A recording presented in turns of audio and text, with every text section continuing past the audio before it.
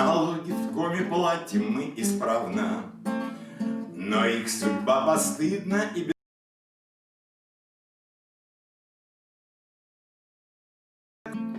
Две трети отправляются в Москву, а в коме отрицательный отбор.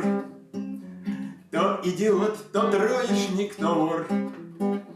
Других сюда теперь не посылают, и тротуар зимой не посыпают.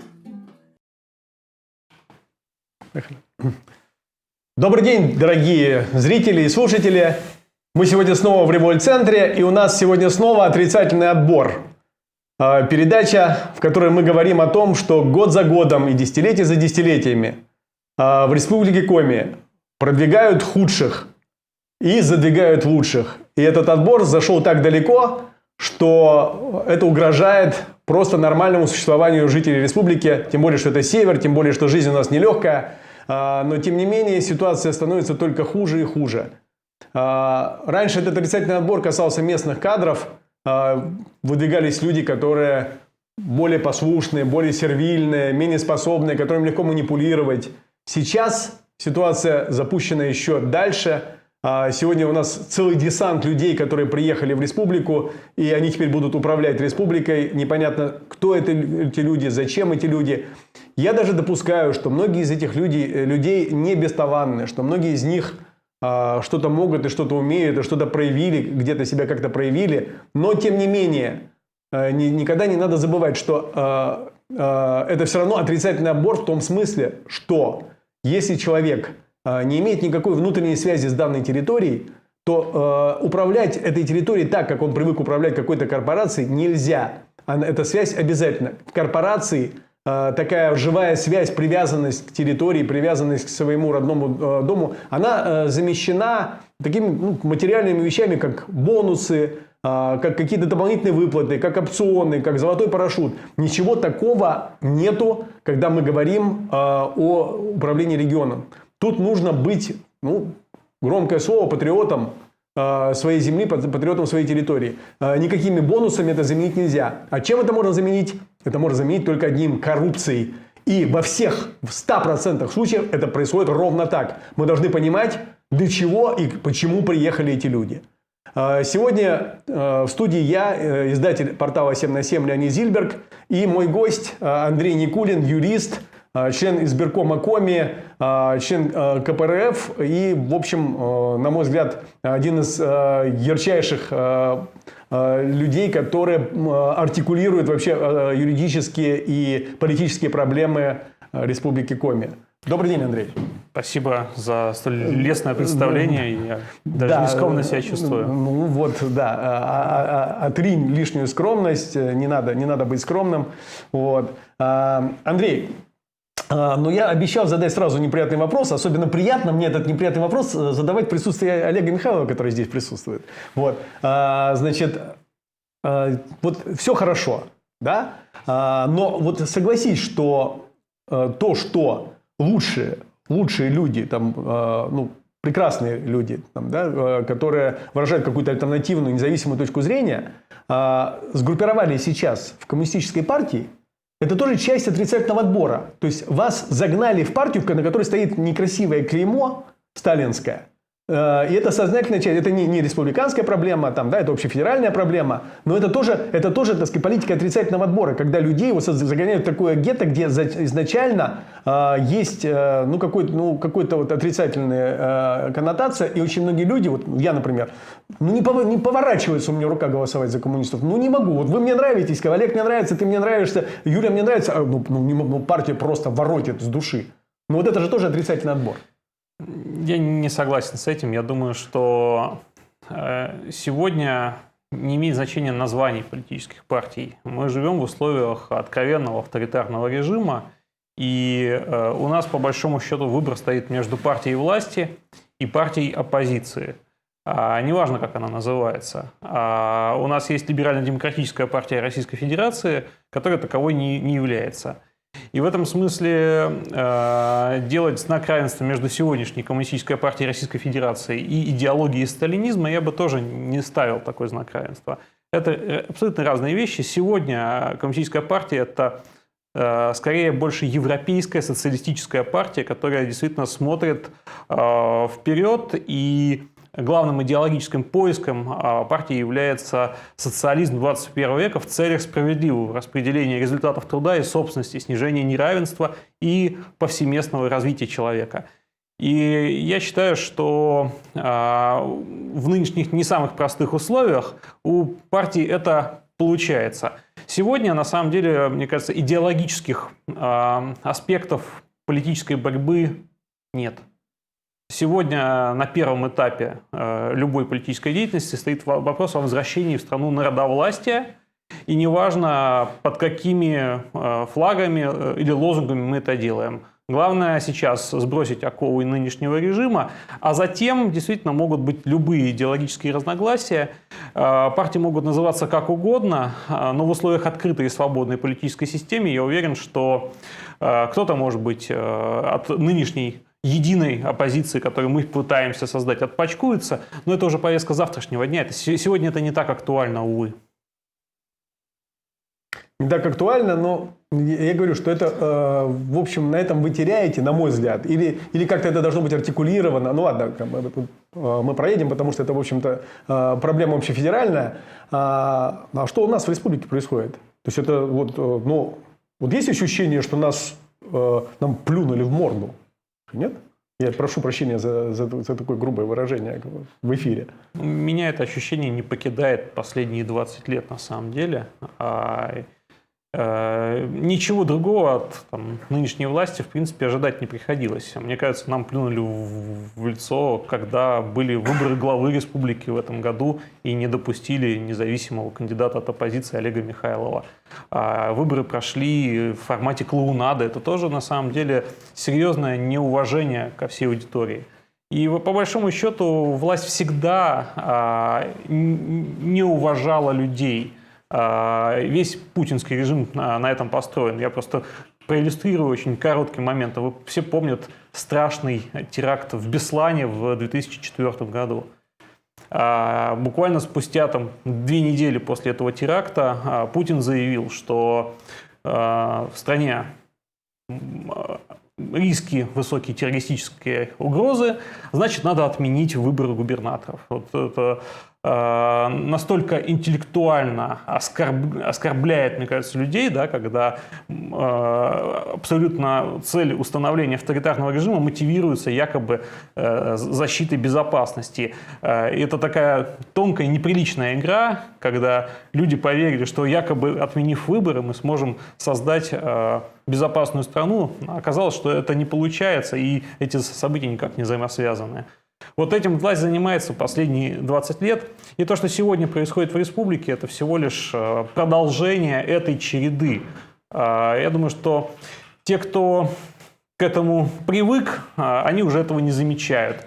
А те, кто считают себя по-прежнему гражданами и уважают сами себя, продолжают выступать против, критиковать и не подчиняться этому режиму. Ну вот хорошо.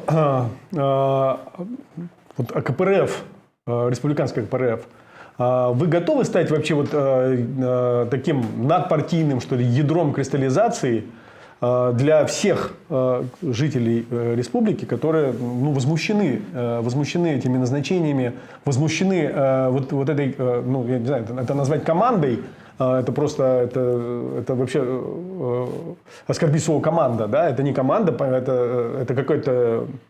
Хочется назвать совсем такое нехорошее слово, но не буду. Вот. Ну, в общем, это как надерганные откуда-то люди, которые прилетели на огонек, что ли, там, да, потому что на федеральном уровне ресурсы заканчиваются, и вот они прилетели подкормиться, и мы как-то будем этому противостоять вообще все вместе? На самом деле, да, на самом деле Компартия уже, она не просто готова стать ядром сопротивления, она уже стала ядром сопротивления. Это, по большому счету, единственный источник защиты свободы в наше непростое время. Дело в том, что вот я вам приведу пример. Да, вчера было голосование в Государственном совете по поводу утверждения кандидатов на должности в правительстве. И, соответственно, единственная партия, которая проголосовала из 6 присутствующих в парламенте проголосовало против утверждения кандидатов о деловых качествах, о которых мы ничего не знаем, это была Коммунистическая партия Российской Федерации. И поэтому я думаю, что мы уже не оппозиция, нас на самом деле большинство, и Компартия всего лишь идет в авангарде этого движения, потому что, по большому счету, политика сегодня зажата до такой степени, что только у Компартии, как у крупнейшей, старейшей партии в стране, осталась лицензия на политику. У других политических сил ее просто отняли. Мы пережили гапликовщину, но никогда не думал, что я когда-нибудь скажу такое слово. Да, но преимущество гапликовщины было в том, что их было мало, они были полудохлые какие-то там, да, и ничего не умели, и это было хорошо. То есть они в общем, ничего сделать, ну, развалить, конечно, они сумели, там, да, это дело не хитрое, но все-таки. Вот. Здесь же мы имеем дело с каким-то нашествием. И этих людей так много, и они претендуют на столь многое повсеместно, что мы вообще-то переживем? Я не знаю, все ли переживут этот режим. Понятное дело, что часть людей, которые живут за порогом бедности и еле влачат свое существование, они могут и не пережить это, потому что вовремя не получат медицинскую помощь, вовремя не смогут питаться нормально, потому что их доходы намного ниже уровня физиологического выживания. И вот они как раз-таки рискуют не пережить в то время, когда эти люди, как вот вы заметили, приехали сюда подкормиться. Они просто заберут ресурсы на себя вот в то время, когда они могли пойти на благо людей. Давайте посмотрим на эти замечательные лица. Вот. Республика должна знать своих героев. Вот, эти прекрасные люди, которые к нам пришли, которых мы тут приветствуем в нашей республике, ну, как умеем, вот так и приветствуем. Давайте посмотрим, полюбуемся на них. Значит, эти люди, которые будут теперь нами управлять. Вот, они будут управлять, и мы должны внимательно следить за тем, как они это делают. А еще мы должны вспомнить добрым словом тех, кто вчера за них проголосовал. Я не знаю, открыто это было голосование?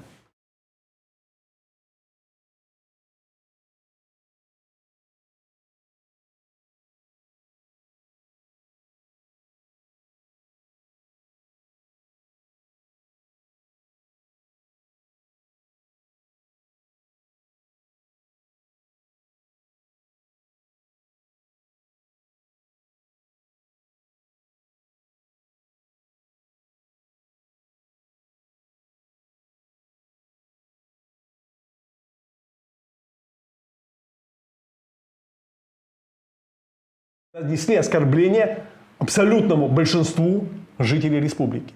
Абсолютному большинству. Мы сейчас видим, да, сейчас на экране вот эти замечательные лица. Да, и, значит, полюбуйтесь, пожалуйста.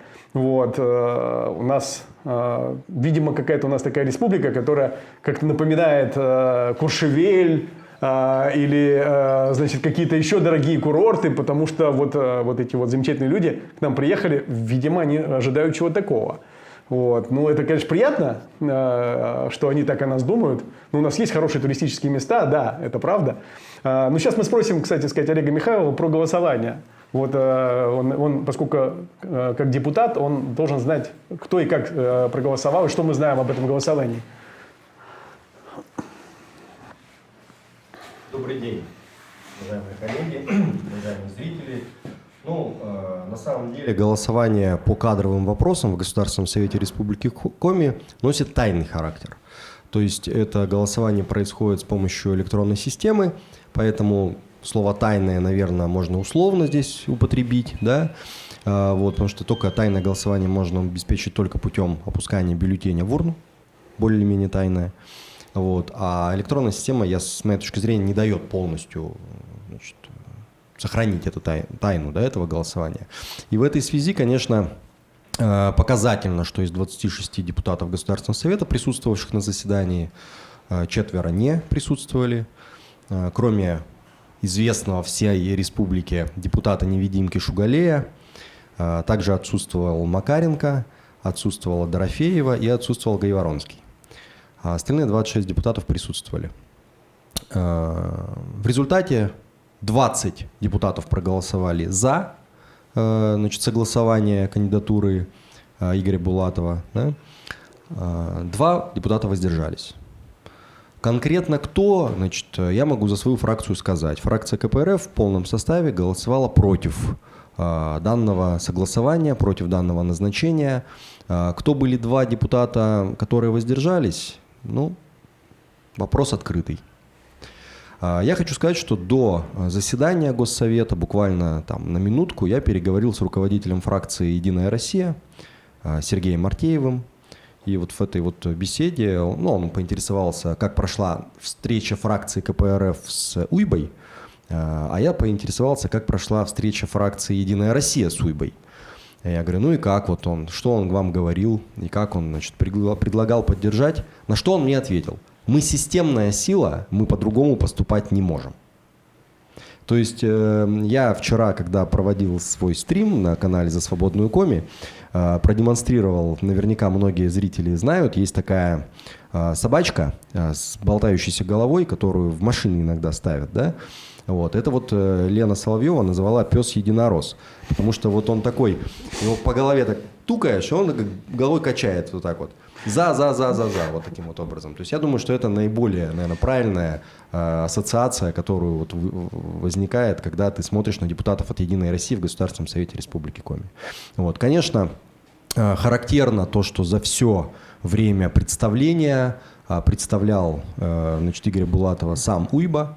Да? За все это время, почти час, продолжалась дискуссия, мы задавали вопросы. Фракция КПРФ, я имею в виду, потому что все остальные отмолчались. Никаких вопросов у них нет, вероятно.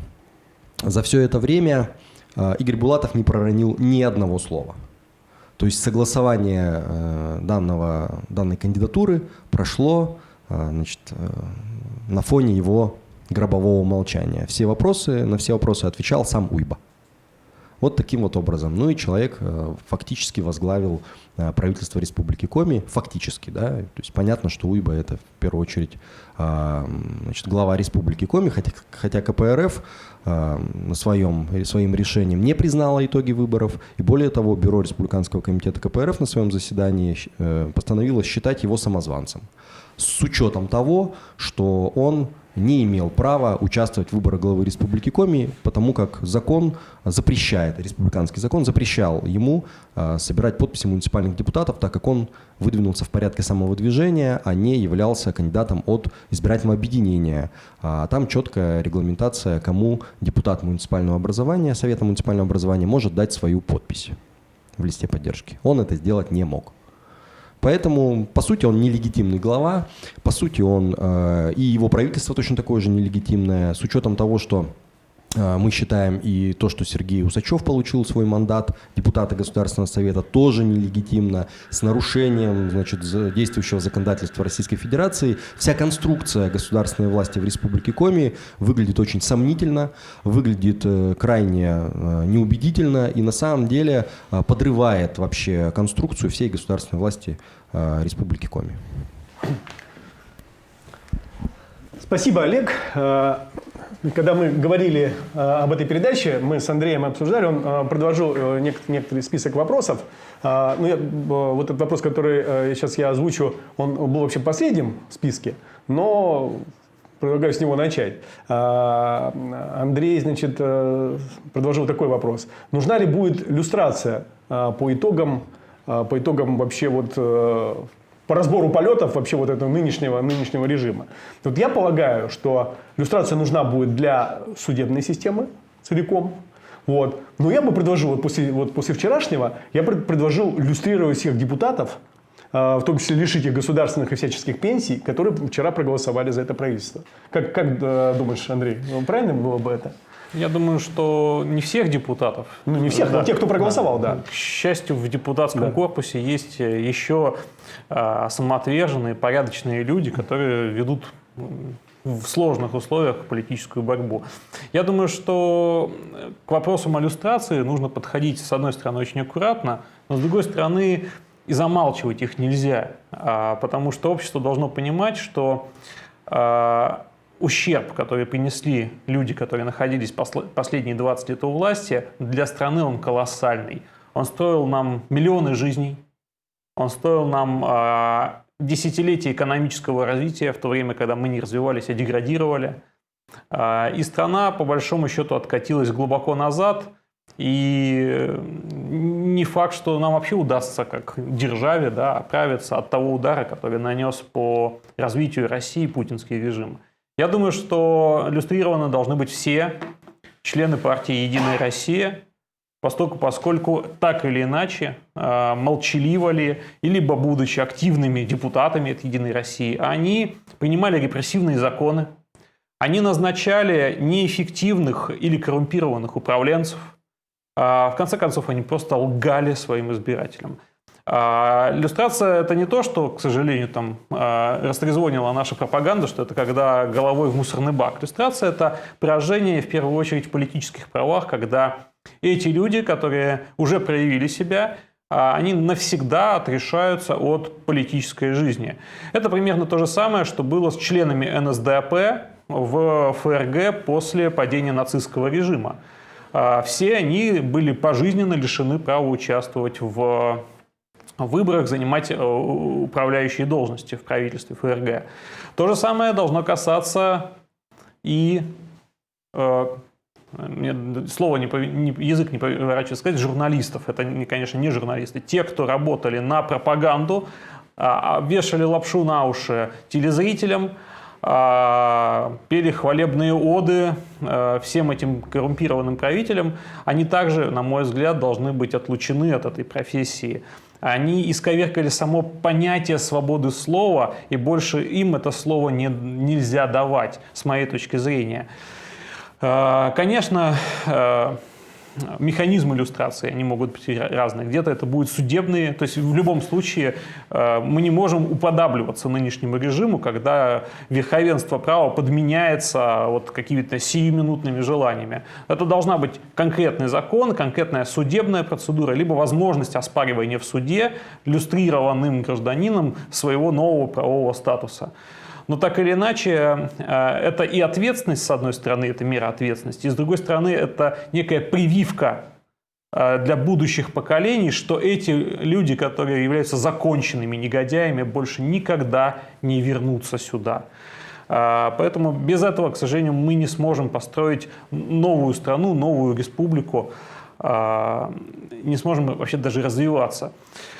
Конечно же, это должно касаться и судейского корпуса. Мы не можем без обновления полностью судебной системы выстроить нормальное правосудие, не телефонное право, а состязательный процесс. Понятное дело, что многие законы придется пересмотреть, принятые за последние 20 лет. Это будет огромная работа по ревизии законодательства. Понятное дело, что те, кто благополучно закончил свою управленческую карьеру в годы режима и ушел на пенсию, они будут переведены на обычную пенсию по старости и на себе ощутят все прелести жизни граждан, которых они подвели к этой нищенскому существованию. Поэтому высвободившиеся деньги мы потратим на то, чтобы нанять по-настоящему компетентных профессиональных чиновников, сократив их количество, и поднять как можно больше уровень жизни россиян. Напомню еще один вопрос, который тоже был в твоем перечне. Значит, есть ли у ИБы команда? Ну, мы чуть-чуть сказали об этом, да? Или это, в общем, какой-то случайный сброд людей, которые там, те, кто согласит. Вот сегодня республика, я прошу прощения вообще у жителей республики, наших зрителей, просто вот большое прощение, потому что я живу здесь тоже всю жизнь, и мы все здесь, большая часть живет всю жизнь, и мы как-то тепло всегда относились к этому месту и всегда считали, что это какое-то такое хорошее в человеческом смысле, как бы, и во всех смыслах место. Но сегодня из нашей республики сделали место ссылки, что ли, да, место для штрафников, место для тех, кто вот, ничего лучшего для себя найти не может. Так вот, вот это все, это штрафники сплошные к нам. Кто это приехал-то вообще? Вот на твой взгляд. Знаете, вот во времена ГУЛАГа говорят, что к нам приезжали лучшие люди в республику Коми. А сейчас, если проводить какую-то аналогию, к нам, к сожалению, приезжают самые худшие из худших, которых только можно подобрать. Но возвращаясь к вопросу о команде УЙБы, его назначили исполняющим обязанности еще в апреле. За это время он, естественно, предполагая, что он вероятно будет избран главой республики, мог подобрать себе конкретную команду. И более того, на выборах он позиционировал, что с одной стороны у него эта команда есть, с другой стороны у него есть четкое представление о том, что нужно сделать в республике Коми, чтобы она развивалась и чтобы ее жители жили лучше. Как оказалось, после того, как он вступил в должность, ему не хватило отведенного Конституцией месячного срока для того, чтобы сформировать кабинет министров. Он, собственно, и до сих пор не сформирован. Мы знаем, что многие министры до сих пор находятся с приставкой «ИО». Это значит, что кабинет министров не сформирован до конца. И это говорит о том, что и команды у него никакой не было. А большинство его чиновников – это так или иначе его бывшие сослуживцы, которые скорее получили свои должности не в связи со своими профессиональными качествами, заслугами, талантами, а в связи с каким-то личным кумовством, потому что они когда-то были рядом с УЙБой. И, к сожалению, я думаю, что жители Республики Коми уже в ближайшее время ощутят на своих кошельках или при походе в поликлинику качество этой управленческой команды, которая не справилась с коронавирусом. Она завела в Республику Коми в откровенный тупик, и борьба с коронавирусом в республике закончилась полным провалом. Я думаю, что мы много увидим еще от топ-менеджера, забыл его фамилию уже. Булатов, да. Вот, что у него наверняка нету даже самых элементарных представлений об экономике. Обычно про таких говорят, знаешь, старик Лопарев. Да, вот так вот. Одним словом, к сожалению, УЙБа разочарует всех уже в первый же год своего правления. Собственно, этим он будет похож на Гапликова, который тоже недолго был популярным главой Республики Коми. Единственное, наверное, что качественно отличает УЙБу от Гапликова, это то, что он трезв. Он хотя бы трезвый. Но Гапликов... Опять-таки, не думал, что я буду говорить что-то хорошее про Гапликова. Вот Гапликов, у него руководители правительства были, да, Лариса Максимова, там, да, значит, Герасимов. То есть это люди понятные, грамотные, сильные. Там можно по-разному относиться, да, но все-таки это вот была вот основная конструкция правительства. Вот. А вот то, что мы сейчас видим, это совсем другое. Мне очень трудно говорить о талантах прежнего правительства Гапликова с учетом того, что уровень жизни жителей Республики Коми неуклонно снижался все это время. А в Республике Коми уезжали молодые, талантливые, способные люди. То есть Республика Коми при Гапликове превратилась в зону отчуждения. И наверняка за это несет ответственность не только он лично, но и члены его управленческой команды. Поэтому я не стал бы очень хвалебно о них высказываться. Вот. Может быть, среди них были профессиональные люди, но, к сожалению, как команда они не состоялись.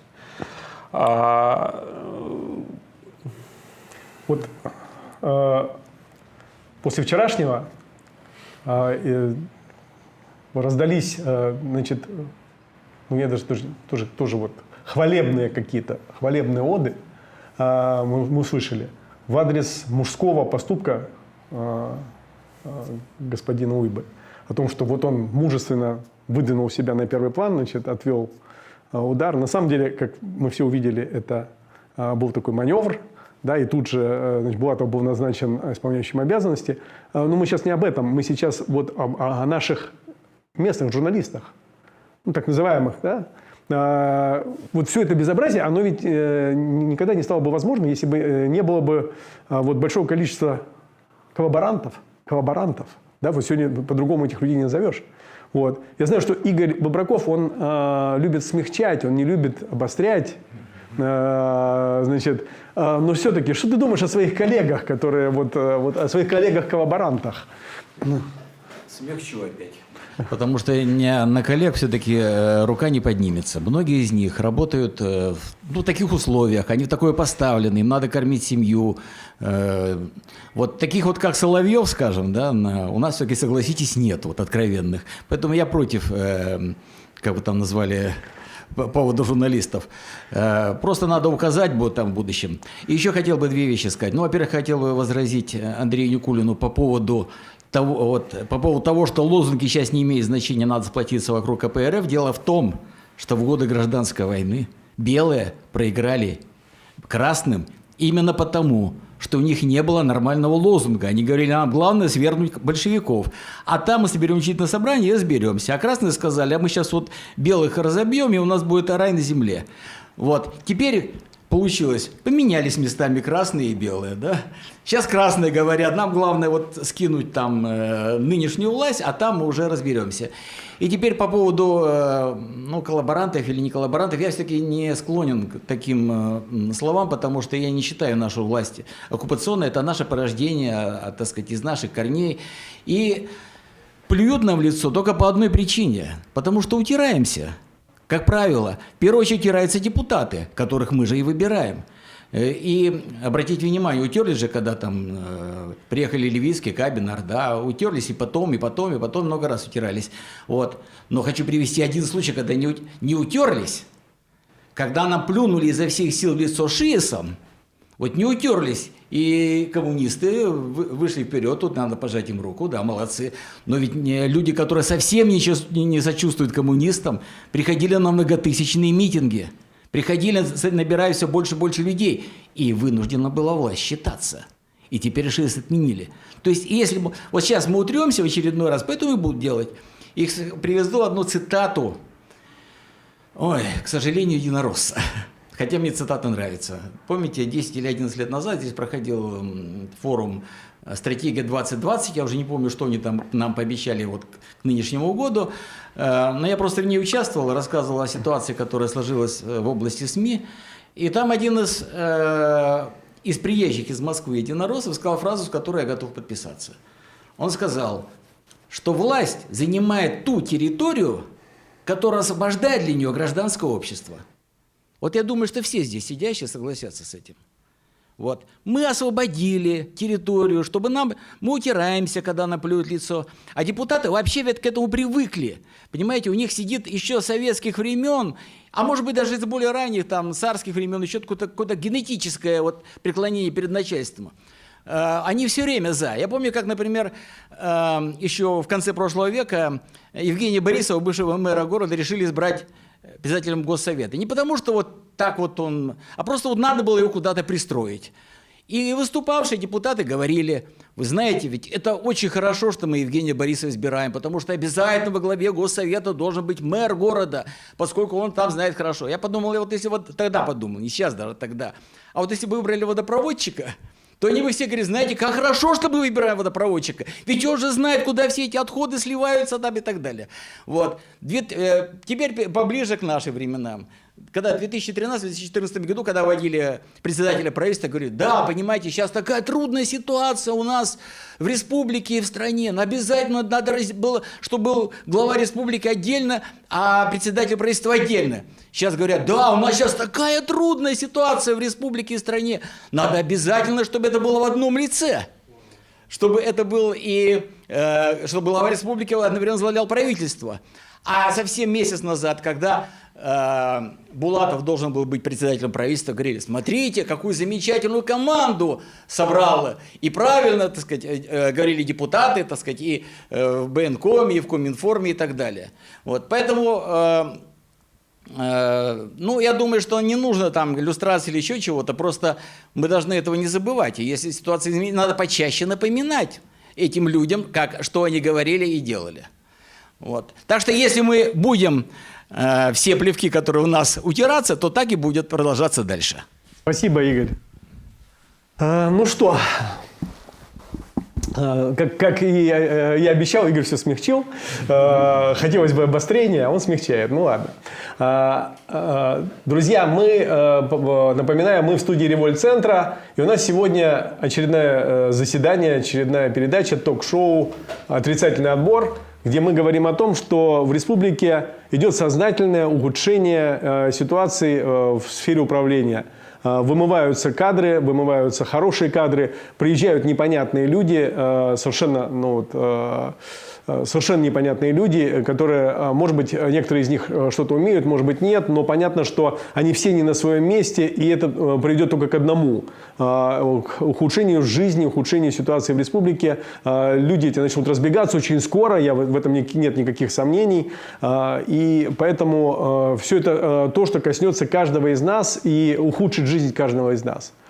Ну и основным механизмом вообще отрицательного отбора являются, на самом деле, нечестные выборы. Фальсификации, подтасовки, недопуск сильных кандидатов. Вся эта мерзость, которая превратила наши выборы в нечто какое-то грязное, противное, в которым не хочется участвовать, поэтому у нас такие низкие показатели по явке. Это основная часть отрицательного отбора. И я всегда напоминаю, что если люди покупают голоса, если столько сил вкладывается, если приходят какие-то непонятные партии-пустышки, то это для того делается, это не просто так делается, и тратятся деньги не просто так. Это делается для того, чтобы нас обворовать и залезть в наш карман. И об этом нужно всегда помнить. Если сегодня у вас украли голос, завтра у вас украдут 100 тысяч рублей или миллион рублей прямо из вашего кармана. И только так, наверное, можно пробиться к разуму и к сердцу нашего избирателя, чтобы наши люди понимали это. Андрей Никулин, я перечислял его регалии, он еще, помимо всего прочего, член республиканского избиркома. Андрей, а вот находясь в избиркоме, ты чувствуешь, что вот это центр, ядро, мозг вот этого отрицательного отбора, фальсификации, это вот ощущается? Как это ощущается внутри? Нет, конечно, это не так. Дело в том, что выборы уже давно превращены в фарс, и так сконструировано законодательство об выборах, чтобы создать максимальный объем барьеров для реализации своего пассивного избирательного права, чтобы как можно меньше было свободных участников этих выборов, чтобы не допустить неугодных. И законодательство о выборах прошло целую эволюцию в своем развитии от свободных выборов до нынешних авторитарных с произволом и в первую очередь произволом властей. Избирательная система, на самом деле, она не столь больна, как таковая. Есть проблемы с формированием избирательных комиссий.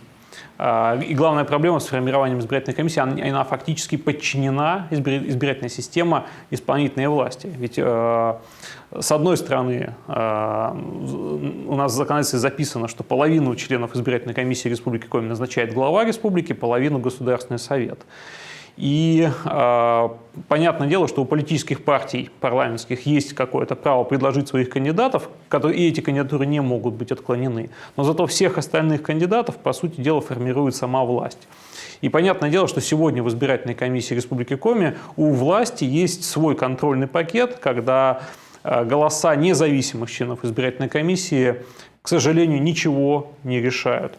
Но даже при этом я не стал бы говорить, что избирательная комиссия, например, Республики Коми, членами которой я являюсь, погрязла в фальсификациях, манипуляциях и так далее. Она работает в рамках действующего законодательства.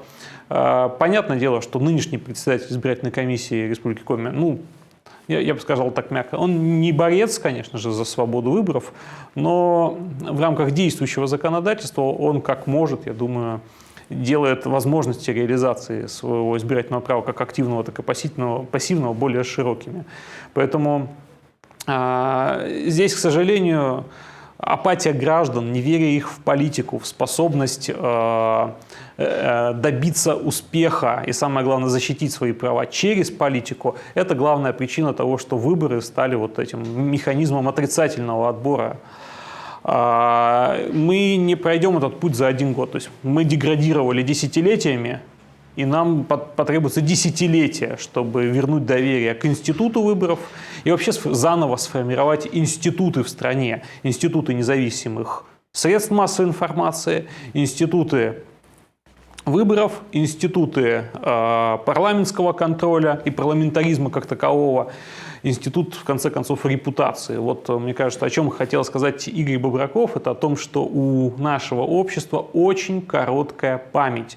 И политики, недобросовестные политики, этим очень хорошо пользуются.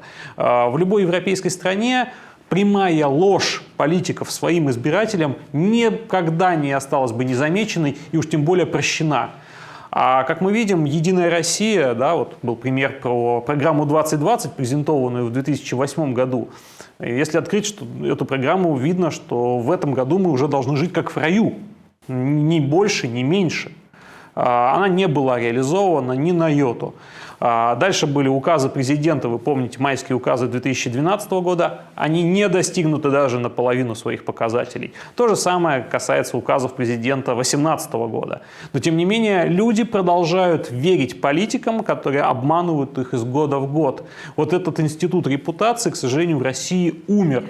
И годы, поколения уйдут на то, чтобы его возродить, построить заново, чтобы люди понимали, что тем, кто обманывал, врал, воровал, никакого доверия и прощения больше не будет, они покидают политическое поле навсегда. Раз за разом, если говорить про репутацию, власть, федеральная власть, осуществляет очень нехитрый трюк. Если конкретный губернатор окончательно потерял свою репутацию, то ближе к выборам выскакивает как из мешка какого-то человек, человек и как человек, новый, свежий, есть какая-то надежда. Да, его ставят, у него, репутации у него никакой нет, но плохой, по крайней мере, нет репутации. Да? И вот ровно на эту удочку опять мы попались. Да, значит, понятно было, что Гапликов, он ни при каких обстоятельствах ничего не соберет, и это нужно будет фальсифицировать так, что просто уже самим тошно будет. Поэтому вот нам в апреле ставят человека, который очень благообразный, очень симпатичный внешне. Вот это про институт репутации. Вот репутация, нулевая репутация, это в наше время нулевая репутация – это хорошая репутация, потому что все остальное еще хуже, все остальное ниже ноля. Вот так это сегодня устроено. И единственная защита от всего этого – это постоянная выборность всего. И вот это один из тех вопросов, который тоже ты предлагал. Выборность на уровне муниципалитетов. Значит, прямые выборы мэров.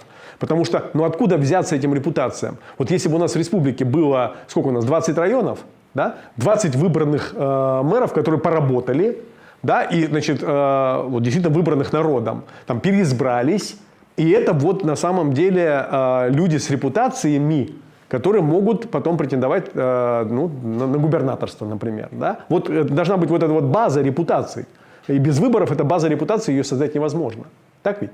Без конкуренции, самое главное. Да. Потому что сегодня та система, которая сформирована в области местного самоуправления, когда фактически глав местных администраций, чего греха таить, назначает государственная власть в Республике Коми. Фактически глава может любого мэра фактически воткнуть в любой район, не спрося жителей.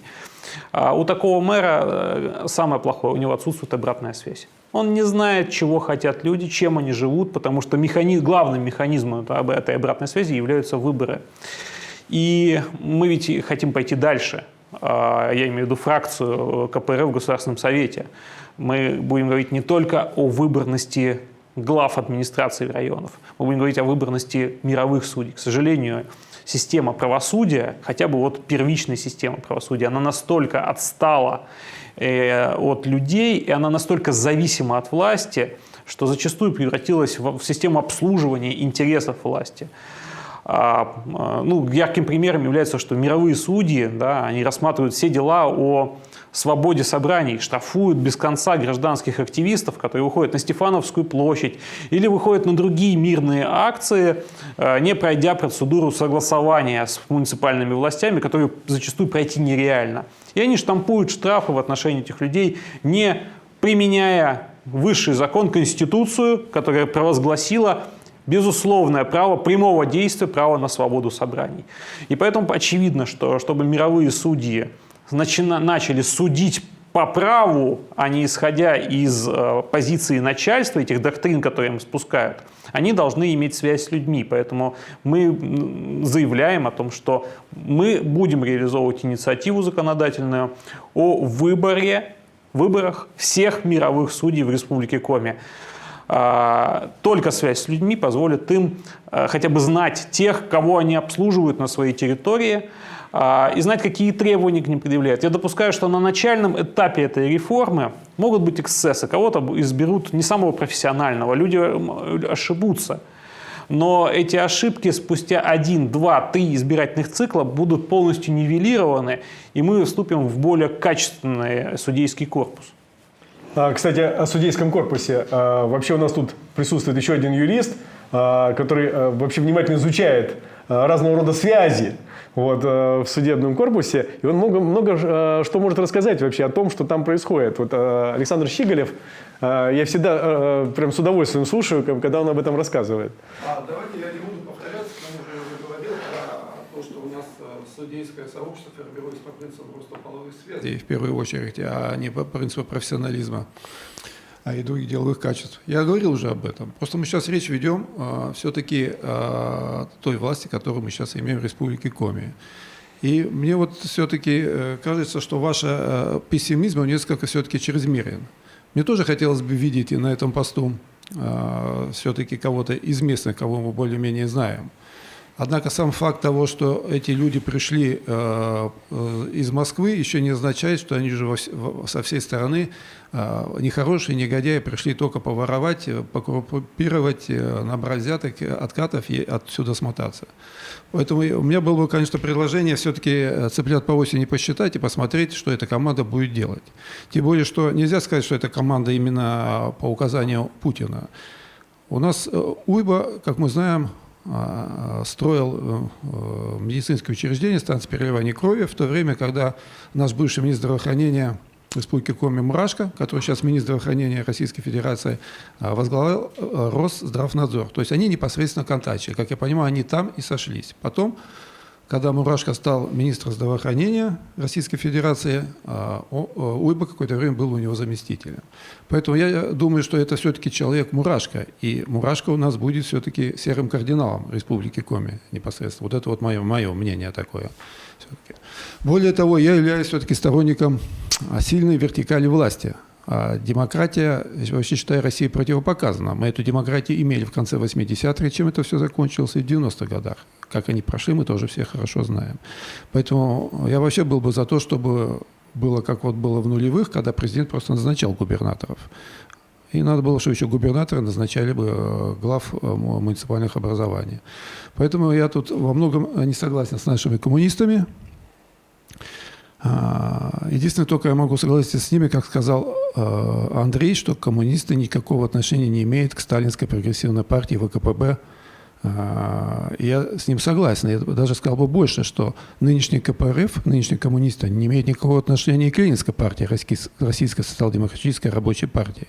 Они отошли не только от сталинских принципов, но и от ленинских принципов. Я вот несколько раз пытался с ними общаться, вот когда я стоял с плакатом «Путин, забери зад Гапликова» на Театральной площади, мы собирали там подписи за отставку Гапликова. Я подходил к коллегу Михайлову, я приходил к ним непосредственно в штаб и предлагал, давайте через ячейки мы будем собирать. Через партийные ячейки можно было бы собрать там пару десятков тысяч подписей. Но коммунисты отказались это делать. Более того, последний раз, когда я обращался к коллегу Михайлову, он вообще сказал, что считает Гапликова хорошим губернатором. Правда, потом они стали это изворачивать, что имели в виду в иносказательном смысле. Также мы приходили, вот я, Алексей Коллегов, Георгий Борбан, мы втроем приходили к ним также в их, как называется, там райком или что-то, горком, и предлагали такую комбинацию, что на выборы главы республики пригласить Грудинина. Я думаю, если бы баллотировался Грудинин, то тогда бы не было бы шансов.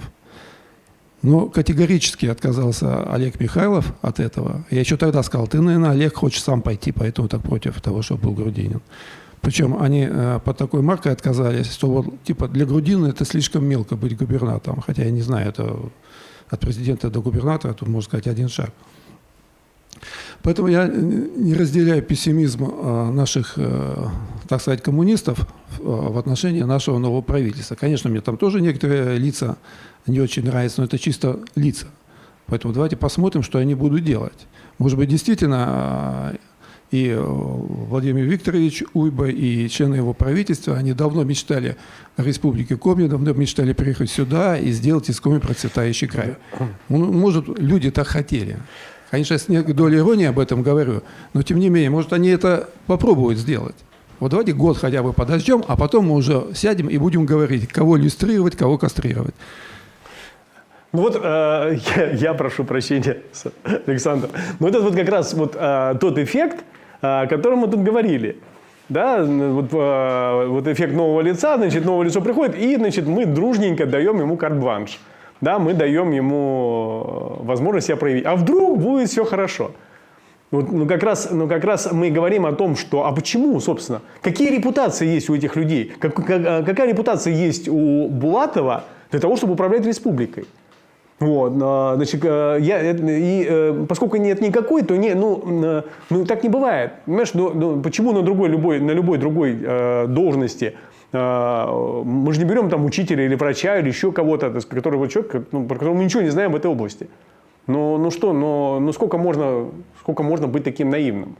Вот. И я не знаю, почему Олег Михайлов тогда не поддерживал вот это вот. Ну, кстати, давайте мы его спросим, почему Олег Михайлов не поддержал тогда вот эту работу против Гапликова. Интересно?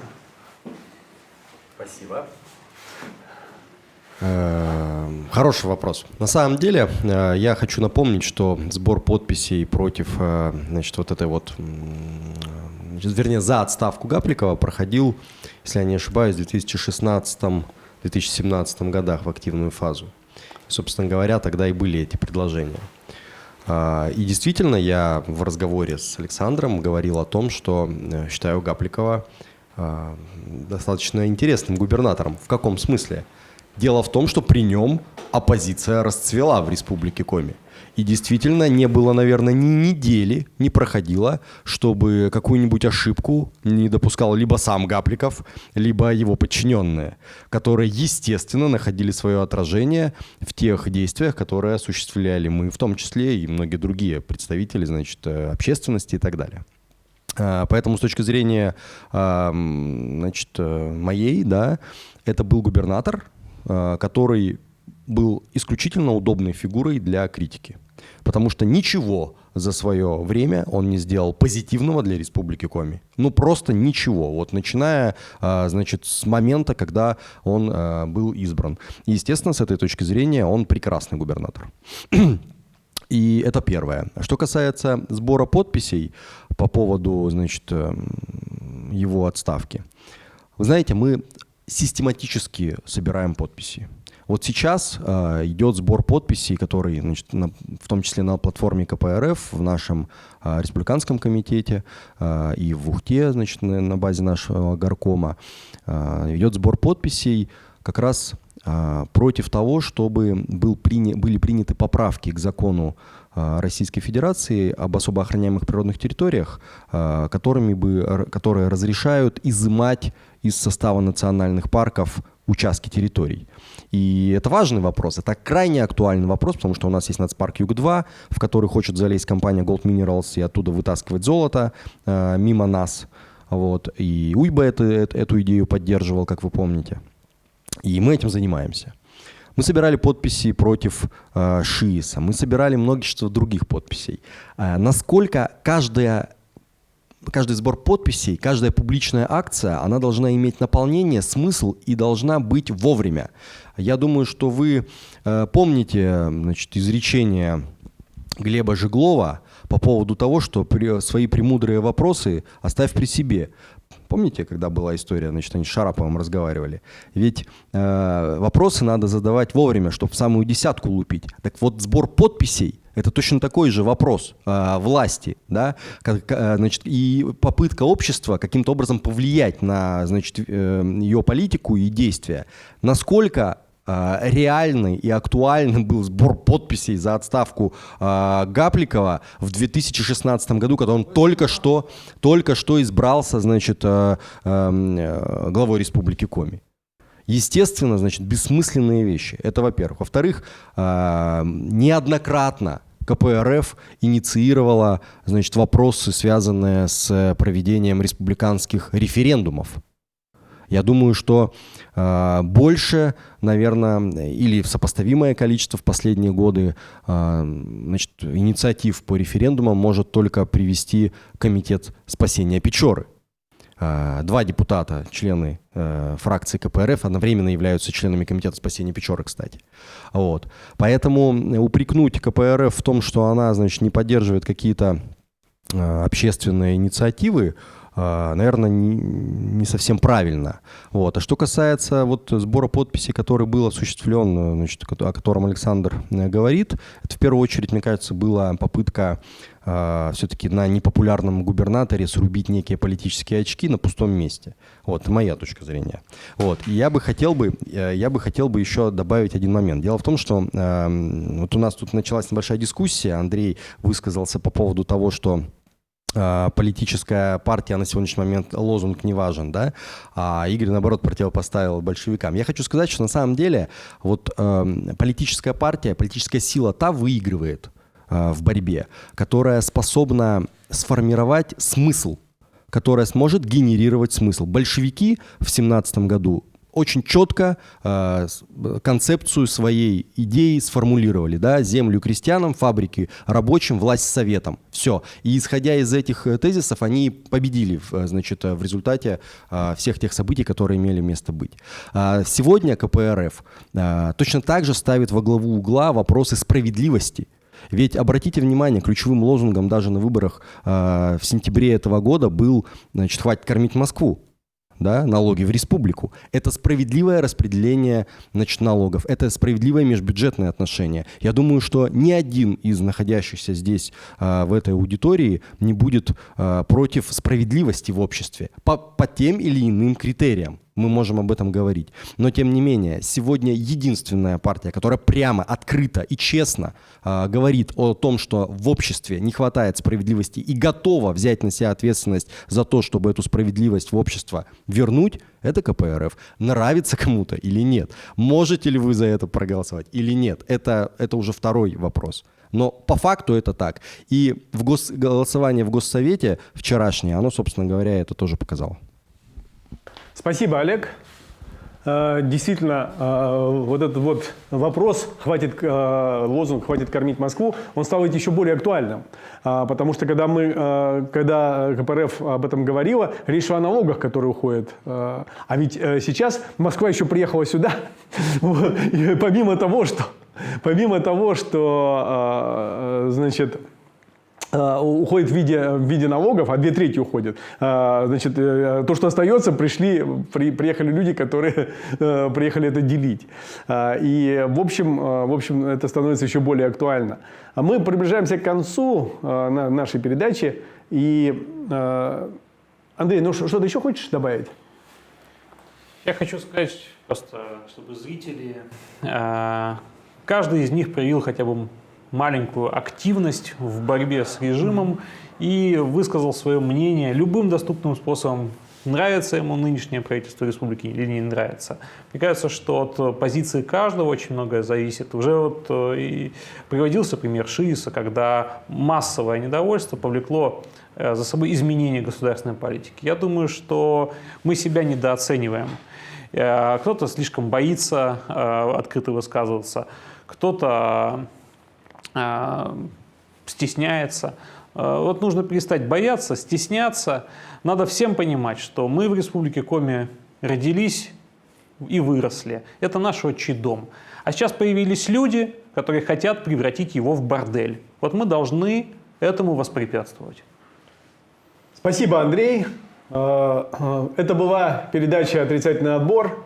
И мы сегодня в очередной раз говорили о том, что в республике происходит катастрофа.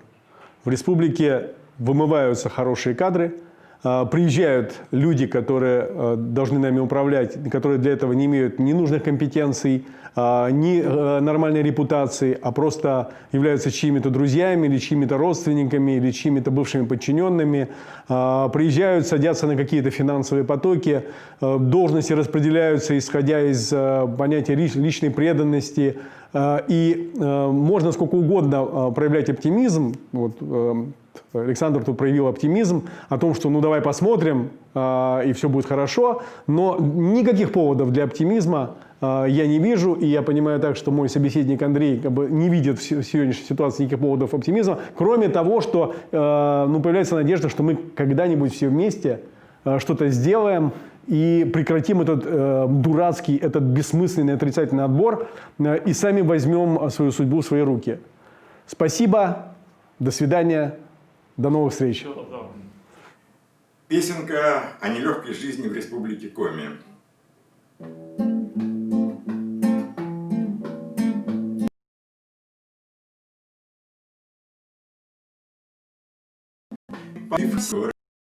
Пусть мы маленький, но гордый, у нас есть достижения и успехи, хоть всем нам достается на орехи.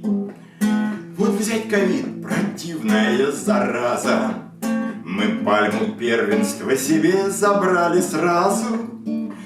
Да, это верно, мы еще не в коме, но все равно вы равных не найдете коми. А в Сыктывкаре стадион сломали, взамен его построить новый обещали. Как только свистнут раки на горе, пока в хоккей гоняем во дворе, переселить из ветхого жилища мы вам построим новые домища. А с ними даже самая беда.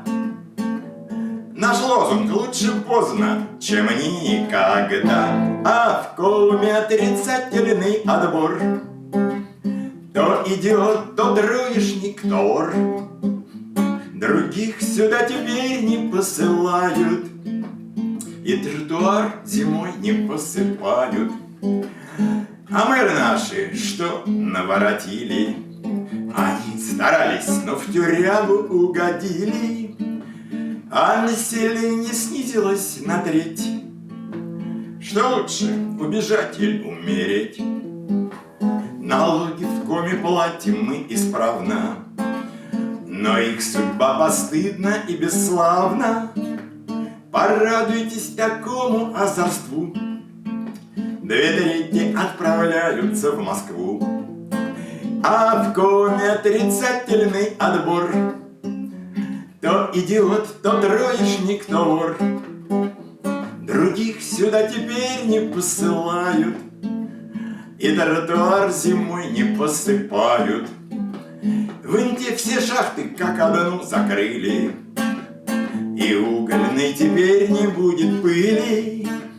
Взамен московский мусор нам сулят, но Коми его нюхать не хотят. Хотят, чтоб мы природу полюбили, чтоб заповедник Юг-2 закрыли. Там золото мы лучше будем мыть. Зачем природу, матушку, любить? А в Коме отрицательный отбор. То идиот, то троечник, то вор. Других сюда теперь не посылают, и тротуар зимой не посыпают. Других сюда теперь не посылают, и тротуар зимой не посыпают.